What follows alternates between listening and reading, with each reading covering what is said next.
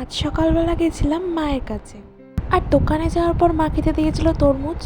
আর তারপরে আমি চলে যাচ্ছিলাম বাড়িতে এই কুরকুরে পপকর্নটা খেতে খেতে। এই কুরকুরে পপকর্নটা কে কে ভালো খাও আমাকে একটু প্লিজ জানিও তো। আর এই দেখো, বিকালবেলা ছাদে উঠেছিলাম, আমাদের বাড়ির সামনের গাছটায় কত আম হয়েছে। আর তারপরে একটু ছাদের হাওয়া খেয়ে নিয়ে চলে গেছিলাম আমার শ্বশুর বাড়িতে। আর তারপরে বাড়িতে গিয়ে রেডি হয়ে বরকে নিয়ে শাশুড়িকে নিয়ে বেরিয়েছিলাম ঘুরতে। এই যে শাশুড়ি মা আর আমি রেডি হয়ে বেরিয়ে পড়েছি, বর দাঁড়িয়ে রয়েছে বাইক নিয়ে। আর এই যে দেখতে পাচ্ছ ফুলগুলো, এই ফুলগুলো কিন্তু আমার খুব ভালো লাগে। ফুলগুলোর নাম হলো কাগজ ফুল। আর এই ফুলগুলো আমাদের বাড়ির সামনে মন্দিরের রাস্তায় ভর্তি, রাস্তায় পুরো লাইন দিয়ে এই ফুল গাছগুলো। এই যে দেখো, এই মন্দিরটার কথা আমরা বলছিলাম, এই মন্দিরটার নাম হলো বিল্লা মন্দির।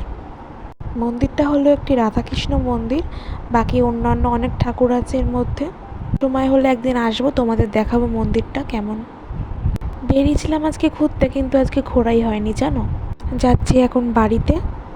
আর এই যে রাস্তাটা দেখতে পাচ্ছ, এই রাস্তাটা আমার খুব ভাল লাগে। যেহেতু এখন বিকেলবেলা, তাই এখন সবাই ছবি তুলছে, রিলস বানাচ্ছে, হাঁটছে। আমার আর নেমে ছবি তোলা হয়নি, আমি চলে গেছিলাম সোজা বাড়িতে। আর আমাদের বাড়ির সামনে পুকুর পাড়ে এই ফুলগুলো হয়েছিল। এই ফুলগুলোর নাম আমি ঠিক জানি না, কেউ যদি জেনে থাকে অবশ্যই আমাকে কমেন্টে জানাবে।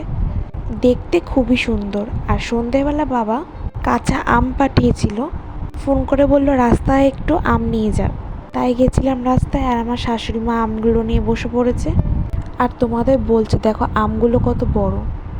এইখানে অনেক রকমই আম আছে, যেহেতু বাবা নার্সারির ওইদিকে যায় তাই এই আমগুলো এখান থেকে নিয়ে আসে। আর তারপরে সন্ধেবেলা খেয়ে নিয়েছিলাম চাউমিন। শ্বশুরমশাই নিয়ে এসেছিলো চাউমিন, সেটাই খেয়ে নিয়েছিলাম। তারপরে গেছিলাম ছাদে। আর এই দেখো, আমাদের জবা ফুল গাছটা একটা জবা ফুল হয়েছে। যেহেতু কদিন ধরে এখন পুজো দিতে পারছি না, তাই ফুলগুলো এখন গাছেই রয়েছে। আর এই যে এই দেখো, নয়নতারা ফুল গাছটায় কত ফুল হয়েছে। গোটা আকাশ এখন মেঘে ভরা, বিদ্যুৎ চমকাচ্ছে। তো কেমন লাগলো ভিডিওটা অবশ্যই কমেন্ট করে জানাবে। ফিরে আসবে একটা নতুন ভিডিও নিয়ে।